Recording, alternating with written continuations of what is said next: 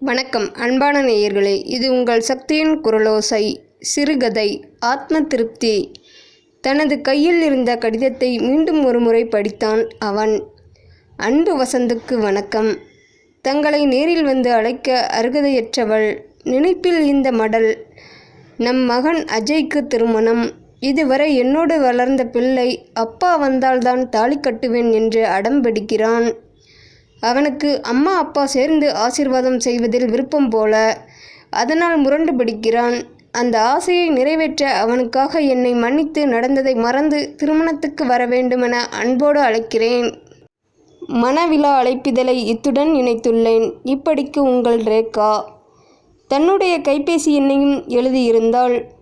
வசந்த் அந்த கடிதத்தை மடித்து வைத்துவிட்டு அழைப்பிதழில் வசந்த், ரேகா ஆகியோரின் மகனுமாகிய வரியை ஆழ்ந்து படித்துவிட்டு சாய்வு நாற்காலியில் சாய்ந்தான்.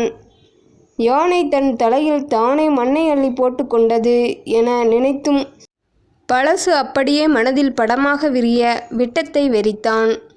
என்றைக்கும் போல் அன்றைக்கும் வசந்த் அலுவலகம் முடிந்து பேருந்தில் ஏறினான். எப்போதும் மாதிரியே கூட்டம். எல்லோரையும் போல் இவனும் முண்டியெடுத்து ஏறினான். முன்னால் அப்படி ஏறிய பெண்ணின் தலையில் காலையில் சூடி மாலையில் வாடியிருந்த மல்லிகைச் சரம் நெரிசலில் உதிர்ந்தது. அவளுக்கு பின்னால் ஏறியவர்கள் மேல் சிதறியது. இவன் பாக்கெட்டுக்குள்ளும் ஒன்றிரண்டு புகுந்திருக்கும். வீடு வந்து உடைகள் மாற்றினான். மகன் அஜய்க்கு அப்போது 2 வயது.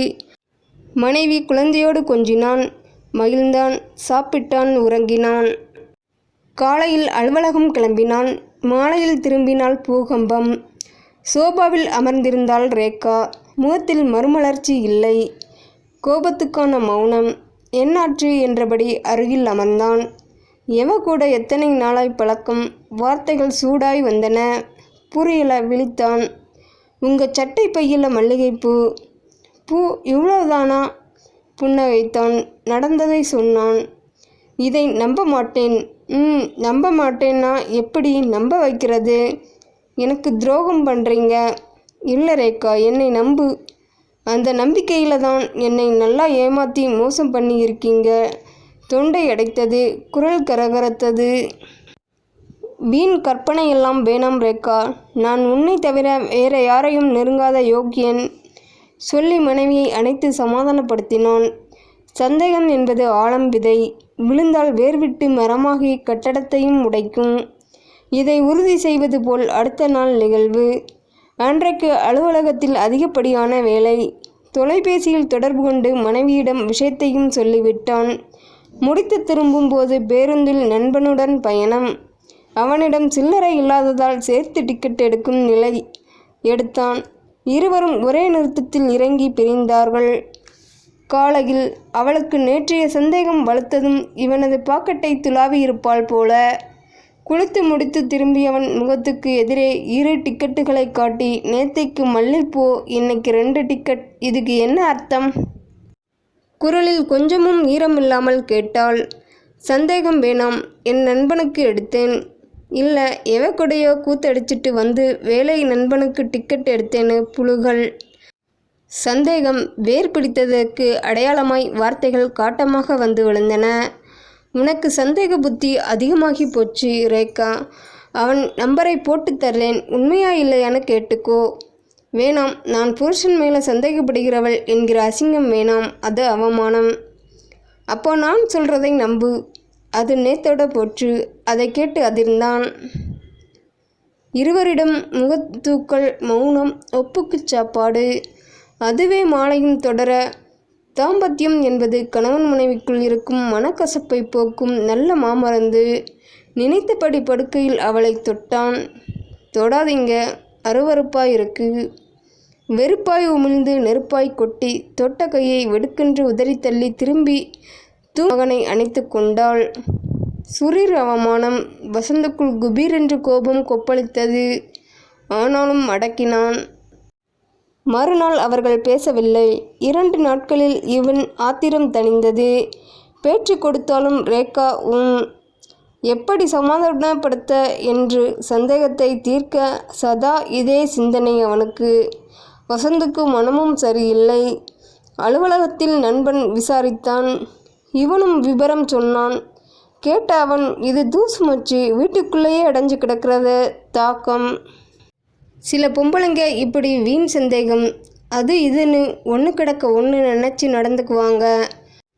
ஓட்டல், கடற்கரை, பூங்கான்னு அழைச்சிட்டு போய் குஷிப்படுத்து, எல்லாம் சரியாக போகும் என்றான். அதுவும் சரிதான் என்று சனிக்கிழமை கடற்கரைக்கு செல்ல அங்கே பார்த்த அலுவலக சக ஊழியையிடம் அலுவல் சம்பந்தமாக எதிர்பாராமல் தனித்து பேச வேண்டிய சூழல். கெட்டது கொடி. இவதானா, இவளேதானா அந்த சதிகாரி, என் வாழ்க்கையை கெடுக்கிற சக்களத்தி. அங்கேயே தீப்பற்றி மளமளவென்று கொழுந்துவிட்டு எரிய தினம் சண்டை, சச்சரவு, கண்ணீர். வீடு நரகமாகி போக ஒரு நாள், உனக்கு என்னதாண்டி பிரச்சனை கொதித்தான். நான் எங்கள் அம்மா வீட்டுக்கு போகிறேன். 4 நாட்கள் அங்கே இருந்தால் சண்டை, சச்சரவு, சந்தேகம், கோபம் எல்லாவற்றையும் பெற்றவர்கள் தனித்து அனுப்புவார்கள் என்கிற நினைப்பில் சரிப்போ என அனுப்பினான். 1 வாரத்தில் வந்தது விவாகரத்து நோட்டீஸ். பதறியவன் மாமனார் வீட்டுக்கு தொலைபேசியில் தொடர்பு கொண்டான். மாப்பிளே, என் பொண்ணு பைத்தியம் பிடிக்கிற நிலையில் இருக்கா. அவ மன அழுத்தத்தை போக்க விவாகரத்து தான் வழி, என்னை மன்னிச்சிடுங்க. அவசரமாக கதறலுடன் முடித்தார். வசந்த் நினைவு கலைந்து நிமிர்ந்தான். திருமண அழைப்பிதழில் மணமகளோடு இவனைப் போல அழகாகவே இருந்தான் மகன். 30 ஆண்டு பிரிவில் மனைவி மகன் தொடர்பே இல்லை. எப்படி இந்த கடிதம்? எப்படி இப்பய கடிதம்? என்ன துணிச்சலில் அழைப்பு? எப்படி போய் ஆசீர்வதிக்க? வரவில்லை என தொடர்பு எண்ணுக்கு தகவல் அனுப்பினால் என்ன? கணவன் மனைவி உறவு இல்லை என்றான பின் பிள்ளை பந்தம் எப்படி? தம்பதிகளுக்குள் தான் சண்டை, பிரிவு, முறிவு. பிள்ளையுடன் என்ன கசப்பு? அவன் என்ன தவறு செய்தான் தண்டிக்க? மனசு கனத்தது. மழுக்கென்று கண்ணீர் கட்டியது. வாழ்த்து சொல்ல செல்ல வேண்டும் போல் தோன்றியது. சென்றால் வாசலில் யார் எப்படி வரவேற்பார்கள்? எப்படி வரவேற்றால் என்ன? சென்று பார்ப்பதில் தவறில்லை. அழைப்பு வராமல் செல்லவில்லை. எப்படியும் மரியாதை இருக்கும். மணமகனின் அப்பா ஆச்சே. மனதில் திருமண நாள். மண்டபத்தில் வரவேற்பு பலமாக இருந்தது. வசந்த் வரவை எதிர்பார்த்து மனைவியும் பிள்ளையும் வழிமேல் விழி வைத்து காத்திருப்பார்கள் போல.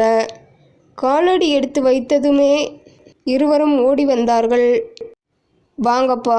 அஜய் தன் அப்பாவின் கையை ஆசையாய் பிடித்து வரவேற்றான்.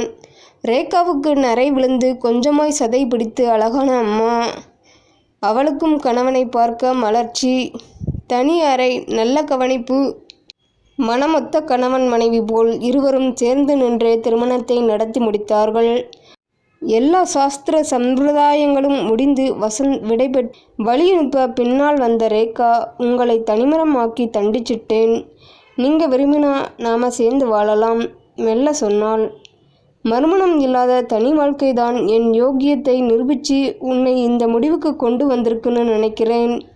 அதாவது உன் சந்தேகத்தை போக்க 30 வருஷமாய் பாடுபட்டிருக்கிறேன். உன் உள்ளம் தெளிவானதுக்கு நன்றி. அதுவே எனக்கும் சந்தோஷம். அந்த ஆத்ம திருப்தி போதும். வர்றேன் சொல்லி நகர்ந்தான் வசந்த். சிலையாய் நின்றாள் ரேகா.